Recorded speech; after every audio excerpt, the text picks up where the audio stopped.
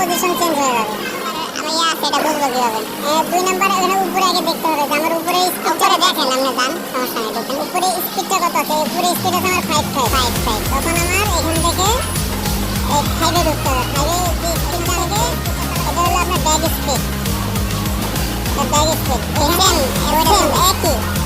কিন্তু এখানে আবার একটা জিনিস আছে, এখানে আমার হলো ফেব্রিক আমি কতটুকু মাঝখানে ফেলাবো, মিডলে আমার কতটুকু সেন্সরে ধরবে, ওই অনুযায়ী এখানে দেওয়া আছে। আমার এখানে যে স্পিডটা আছে এটার সাথে কানেক্টেড। আমি যদি 60 স্পিড দিই তাহলে আমার এখানে মিনিমাম আসবে 210। তাহলে 210 যদি থাকে এখানে আমার বাড়াইতে হবে 60 থাকলে মিনিমাম 10 বাড়াইতে হবে, 10 মানে 50 করতে হবে। মানে প্রত্যেকটার সাথে 10 মাইনাস থাকবে।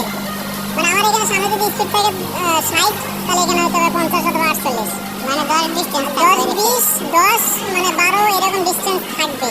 তাহলে আমার এখানে ফেব্রিকটা আমার জায়গায় থাকবে, মানে পিছনে ব্যাগ মানে ব্যাক ফ্রন্ট আমার তিনটাই অ্যাডজাস্ট থাকবে। আর যদি এখানে 40 আছে এখানে আমি দিচ্ছি 60, তাহলে কিন্তু ফেব্রিক ওইটা যেরকম বাড়ি যেতেছে না এরকম বাড়ি খাবে, শুধু বাইরেই বই।